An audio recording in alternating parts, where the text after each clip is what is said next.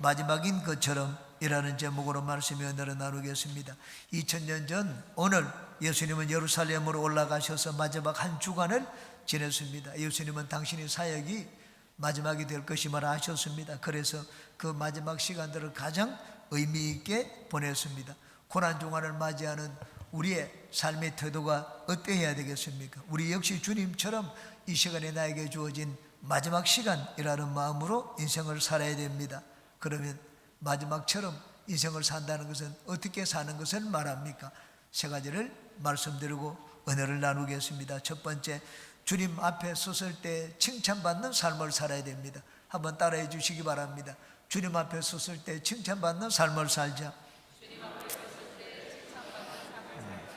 우리는 내가 지금 이 시간 주님 앞에 설 수 있다는 것을 항상 생각하며 살아야 됩니다. 세상의 마지막 날이 올 것을 생각하기 전에 내 개인의 종말이 나에게 임할 수 있다는 것을 생각해야 됩니다. 여기 나오는 부자의 어리석음이 무엇입니까? 자기가 오늘 밤에 죽을 수 있다는 것을 생각하지 못한 것입니다.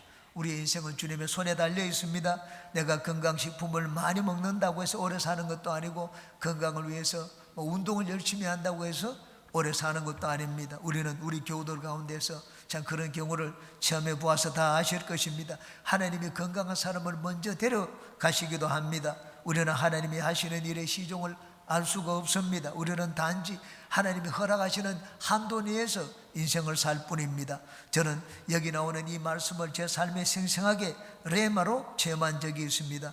하나님의 부르심을 받아 신학교 들어가서 시험 준비를 하던 때였습니다. 여성구역에서 전화가 왔습니다. 경희의료원에서 6개월 있다가 퇴원한 환자가 있으니 그 환자를 신방하러 가자고 얘기를 했습니다. 혼자 대소변을 가지지 못하고 누워만 있는 환자였습니다. 저는 신학교 입학을 위해서 시험 준비를 해야 되기 때문에 갈 수 없다고 했습니다. 열흘밖에 시간이 남지 않았습니다. 그런데 이 여성 조장님이 하루에 2번씩 3번씩 아침 저녁으로 전화를 해서 같이 신방을 가자고 요청을 해왔습니다. 저는 매번 거절을 했습니다. 아내도 이 여성 조장의 편에 서가지고 저한테 신방을 좀 같이 가면 안 되겠느냐 그렇게 권했습니다. 저는 한마디로 일축하며 아내에게 말했습니다. 때로는 대를 위하여 소를 희생해야 될 때가 있다. 한 영혼을 위하여 신방하다 보면 내가 시험 공부를 못해서 시험에 떨어질 텐데 그 1년을 재수해야 된다. 1년 동안에 먼저 주의종이 되어서 복음을 전하고 영혼을 구원하면 얼마나 많은 영혼에게 수백 명의 영혼을 건질 수 있지 않겠느냐 그렇게 얘기를 했습니다. 한 사람 때문에 수백 명의 영혼을 놓칠 수가 없다고 말을 했습니다. 그런데 성경을 계속 읽고 있는데 진도가 나가지 않았습니다. 고린도전서까지 나갔는데 이 누가복음 12장의 이 말씀이 이 가슴에 맴돌아서 더 이상 진도가 나가지 않았습니다. 그리고 걷기하는 이 어리석은 부자처럼 하나님이 오늘 밤에 내 영혼을 데려갈 수 있다는 생각이 들었습니다. 내 영혼이 하루밖에 남지 않았구나. 마치 그것이 현실처럼 나에게 다가왔습니다. 하나님 앞에 사형 선고를 받았다. 나는 사형 선고를 받은 인생이다. 그런 생각이 들었습니다. 그러자 갑자기 마음이 숙연해졌습니다.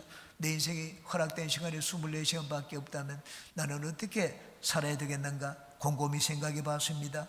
아내와 연애하던 장소 같이 한번 둘러보고 태종도에서 떨어져서 죽을까 생각을 했습니다. 아니면 혼자 깊은 산속에 가서 아무도 모르게 내 혼자 죽음을 맞이할까 하는 생각도 했습니다. 아니면 내가 아는 모든 사람들에게 하루 종일 편지를 써서 나는 세상을 하직한다, 잘 살아라 그렇게 편지를 쓰고 인사말을 전할까 하는 생각도 했습니다. 그러다가 24시간 뒤에 나는 우주의 심판자이신 하나님 앞에 서게 될 것을 생각해 보았습니다. 하나님이 저에게 물으실 것입니다. 아들아, 내가 너에게 24시간밖에 남지 않았다는 것을 알려주었는데 그 24시간 동안 너는 무엇을 하다가 왔느냐 그렇게 물을 것이라는 생각이 들었습니다.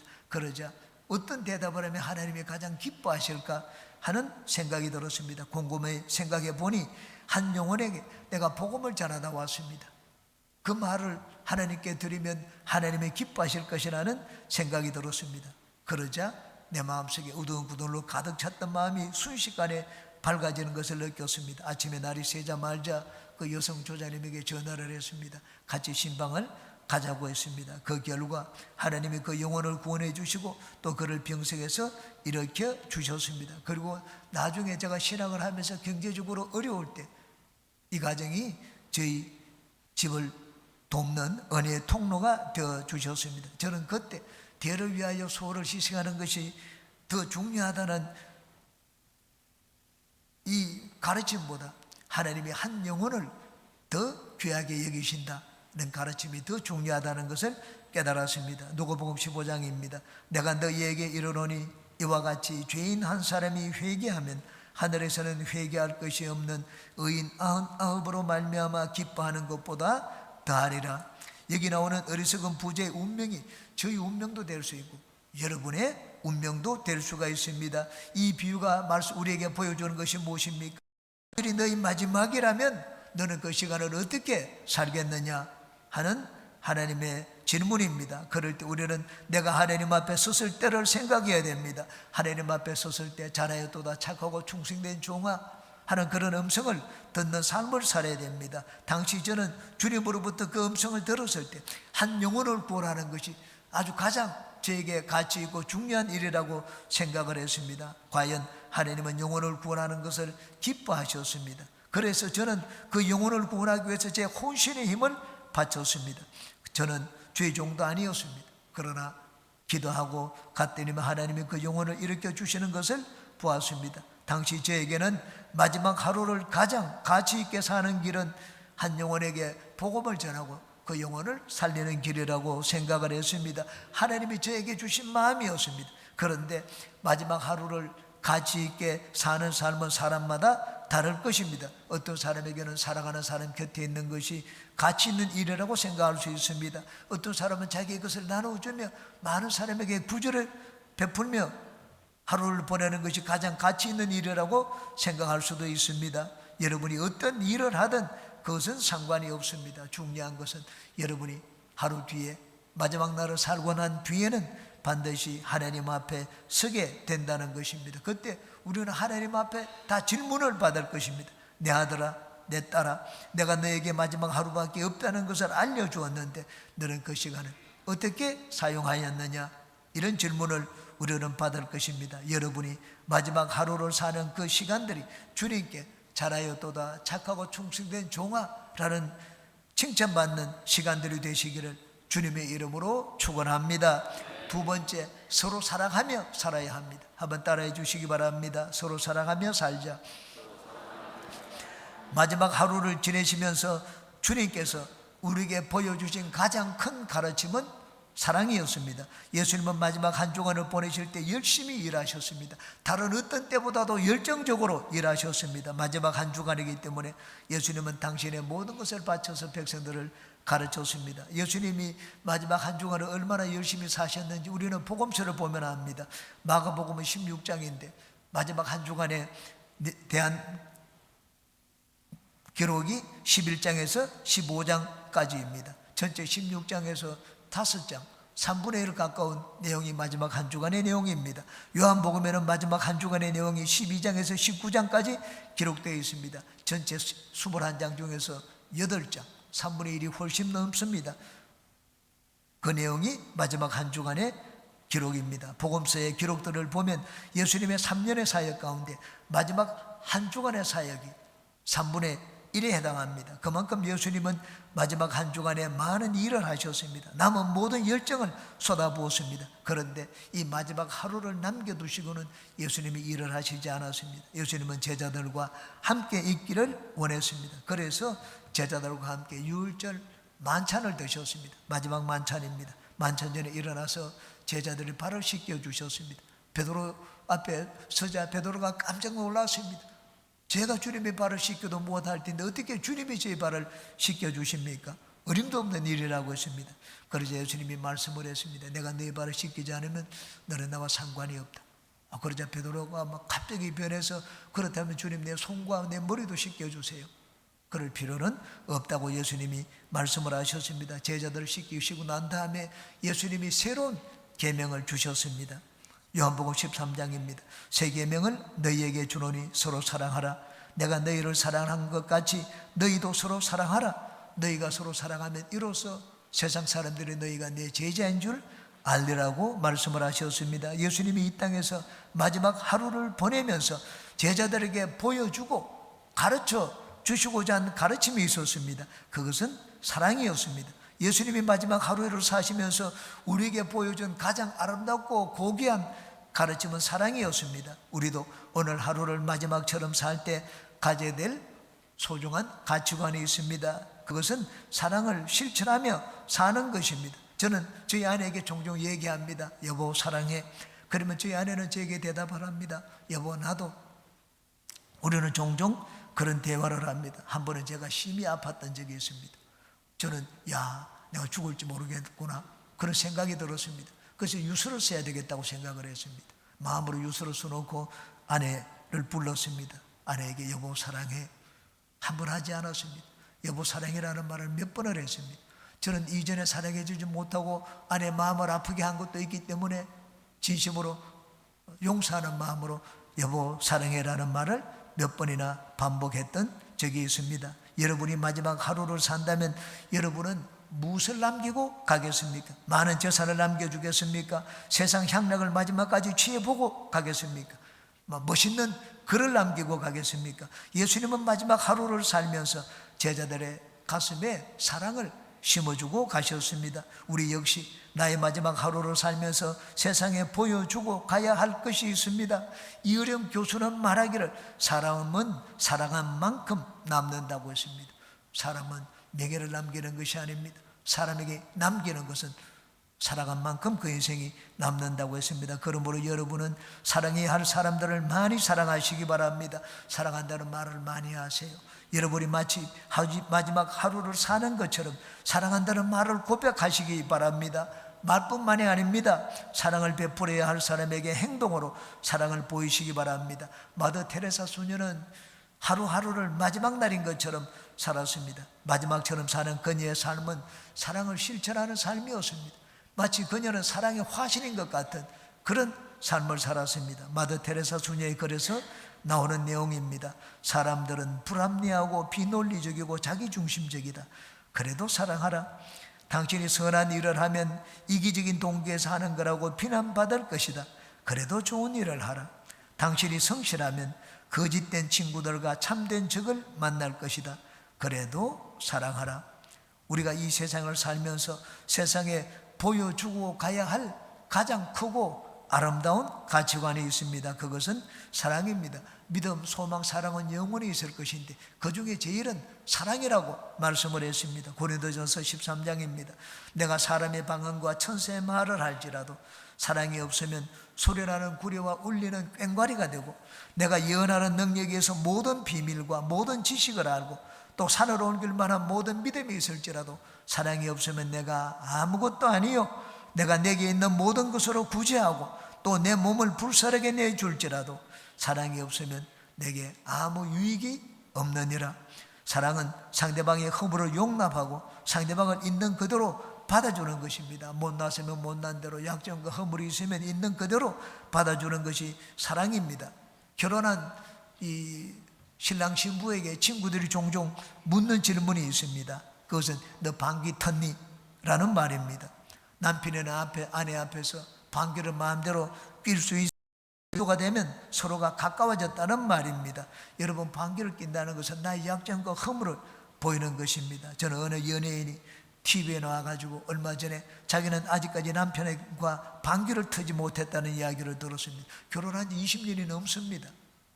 아주 이쁜 연예인입니다. 20년 전이나 지금이나 얼굴이 그냥 동안이기 때문에 여전히 아름다운 모습을 봤습니다. 그런데 남편 앞에서 아직까지 방귀를 끼지 못한다는 말을 하는 걸 들었습니다. 방귀를 끼는 것이 부끄러웠던 모양입니다. 방귀를 끼면 자기의 아름다움이 망가지는 것 같이 여긴 모양입니다. 그런데 그런 것들을 끊는 그대로 받아주는 것이 사랑입니다. 예수님은 우리를 사랑하시니 우리를 있는 그대로, 못난 그대로, 냄새나는 그대로 받아주셨습니다. 우리는 마지막 하루를, 그리고는 마지막 하루를 사시면서 제자들에게 너희도 그렇게 사랑하고 세상에 사랑을 보이라고 말씀을 하셨습니다. 우리는 예수님의 마지막 고귀한 가르침을 본받아 여러분의 삶에 사랑의 흔적을 남기는 모든 분들이 되시기를 주님의 이름으로 축원합니다.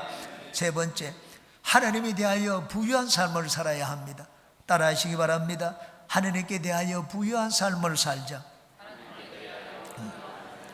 세 가지를 말씀드립니다. 하나님께 대하여 부유한 자는 첫째, 세상보다 하나님을 더 많이 생각하는 자입니다. 에녹이 그러한 삶을 살았습니다. 에녹은 늘 하나님을 생각하고 하나님과 함께 인생을 살았습니다. 그런 에녹을 하나님은 죽음을 보지 않고 하늘로 데리고 가셨습니다. 그런데 여기 나오는 어리석은 부자는 늘 세상을 생각했습니다. 세상의 즐거움에 취해 살고 세상에 있는 것들을 생각했습니다. 오늘날로 말하면 그냥 명품을 소유하고 좋은 차를 타고 좋은 집을 짓고 세상에 있는 것들을 다른 사람보다 더 많이 가졌다는 것을 보이고자 하는 자였습니다. 하나님을 먼저 생각하지 않았습니다. 하나님이 무엇을 즐거워하고 기뻐할까 하는 걸 생각하지 않았습니다. 하나님의 뜻을 먼저 생각하지 않았습니다. 내가 누리고 가지고 있는 이 모든 것이 하나님의 은혜라는 것을 깨닫지를 못했습니다. 그래서 하나님께 감사할 줄 몰랐습니다. 독일 암병원에서 있었던 이야기입니다. 중년의 한 성도가 수술실에서 혀의 암 때문에 혀를 절단하는 수술을 받게 되었습니다. 마취 주사를 든 의사가 이 환자에게 마지막으로 말을 했습니다. 이제 마지막으로 남길 말씀은 없습니까? 왜냐하면 혀를 절단하면 더 이상 말을 못하기 때문입니다. 혀를 사용해서 말을 할 수 있는 마지막 순간이었기 때문입니다. 옆에 있는 간호사, 또 조수, 견습의사 이런 자들도 심각하게 그를 지켜보고 있었습니다. 만일 나에게 마지막 말을 하면 무슨 말을 할까? 아마 그런 생각들을 하고 있었을 것입니다. 그런데 이 암 환자는 눈물을 흘리면서 주 예수여 감사합니다, 이 말을 3번을 반복하며 마지막 감사의 말을 남겼다고 합니다. 여러분, 우리가 지금까지 살아온 모든 것이 하나님의 은혜입니다. 이 부자가 많은 소출을 거둔 것이 하나님의 은혜입니다. 우리가 하나님의 은혜를 안다면 마땅히 우리는 감사의 고백을 드려야 할 것입니다. 하나님 감사합니다. 이 고백은 마지막 임종 때뿐만이 아니라 매일을 마지막처럼 사는 우리가 매 순간 드려야 될 고백입니다. 우리 원래 3대 교회 목표 중에 하나가 전성도 감사일기 쓰기라는 목표입니다. 여러분은 감사일기를 쓸 때 오늘 하루 마지막 날을 산 것처럼 하나님의 은혜를 생각하고 감사일기를 쓰시는 여러분이 되시기를 바랍니다. 하나님을 더 생각하며 하나님께 감사하며 사는 여러분 되시기를 바랍니다. 두 번째, 하나님께 대하여 부유한 자는 하늘에 있는 나의 창고에 보물을 쌓아두는 자입니다. 어리석은 부자는 세상의 창고에 재물을 쌓아두는 것에만 마음을 두었지 하늘나라 창고에 보물을 쌓아두는 것에는 관심이 없었습니다. 어리석은 부자의 이야기를 들려준 배경이 바로 상속 문제였습니다. 한 사람이 예수님께 나왔습니다. 우리 형을 명하여 재산을 같이 분배하도록 얘기를 해 달라고 했습니다. 예수님은 그 말씀을 듣고 기가 막혔습니다. 그래서 이렇게 말씀을 했습니다. 14, 15절입니다. 이러시되 이 사람아, 누가 나를 너희의 재판장이나 물건 나누는 자로 세웠느냐 하시고 그들에게 이러시되 삼가 모든 탐심을 물리쳐라. 사람의 생명이 그 소유에 넉넉한 데 있지 아니하리라 하시고. 왜 분쟁이 생깁니까? 탐심입니다. 내가 좀 더 가지고자 하기 때문에 분쟁이 일어납니다. 오늘날도 우리는 이와 같은 일을 봅니다. 부모가 재산을 상속해 주는데 자녀들이 서로가 다투입니다. 왜 똑같이 나누지 않느냐? 법정으로 가서 소송을 하고 형제간의 의가 그래서 갈라지고 나중에는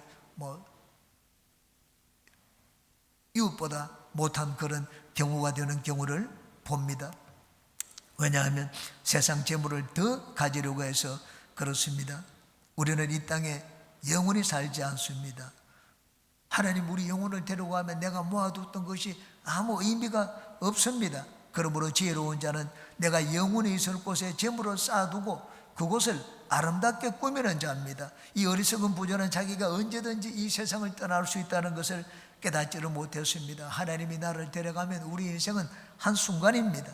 그러므로 떠날 준비를 하고 살아야 됩니다. 나이가 들면 들수록 우리는 모으는 것보다 쓰는 것에 더 관심을 가져야 됩니다. 그것이 나의 영원한 미래를 준비하는 삶입니다. 저는 얼마 전에 내 인생의 종말이 다가올 줄 모른다 하는 생각이 들었습니다. 나 언제 죽을지 모른다는 생각이 들었습니다. 그래서 제가 내린 결론은 그래, 내가 세상에 빚은 남기지 말고 가야 되겠다. 제가 은혜 받은 사람들, 빚진 자들 그런 분들에게 찾아가기도 하고 그런 분들에게 전화를 하기도 하고 그 은혜를 입은 사람에게 제가 송금을 하기도 했습니다. 저는 평생 남은 인생을 그렇게 살 것입니다. 저는 주위 사람들에게 늘 말합니다. 내 같은 나이가 되어서는 돈을 모을 때가 아니다.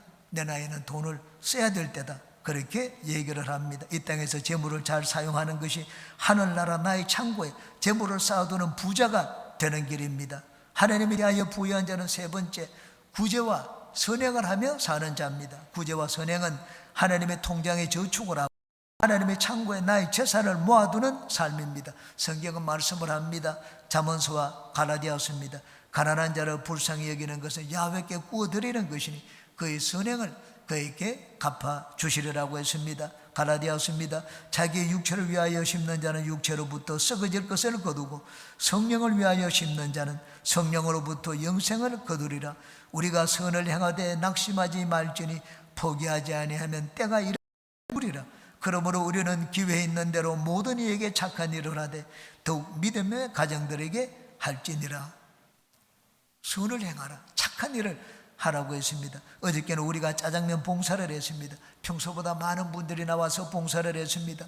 우리 교회 나온 지 한 달밖에 안 된 분이 봉사를 하는 걸 보았습니다. 나와가지고 이전에 못하던 모습을 봤습니다. 다 봉사를 마치고 난 다음에 이 용기를 닦는데 하나하나 용기가 비워지면 그 용기를 닦고 하는 것을 봤습니다. 극동방송에서 와서 그 광경을 취재하고 저에게 인터뷰를 했습니다. 무슨 동기로 이런 사업을 시작하게 되었는지, 이런 일을 할 때 복음을 전하는지 설교를 하는지 물어보았습니다. 그래서 우리는 단순히 주위 사람들에게 조그만 선을 베풀기 위해서 시작했다고 했습니다. 우리 가운데 짜장면 만드는 그런 재능이 있는 분이 있기 때문에 이 주위 사람들에게 짜장면을 대접하자, 그래서 시작했다고 했습니다. 짜장면 한 그릇을 대접하면서 설교나 복음을 전하는 일은 하지 않는다고 했습니다. 하나님이 합당하면 그 영혼을 불러주실 것이라고 했습니다. 그리고 우리가 이런 일을 하면 하나님이 복을 주시지 않겠느냐, 그렇게 대답을 했습니다. 이제 다음 부활절이 되면 우리는 계란을 나누어 줍니다.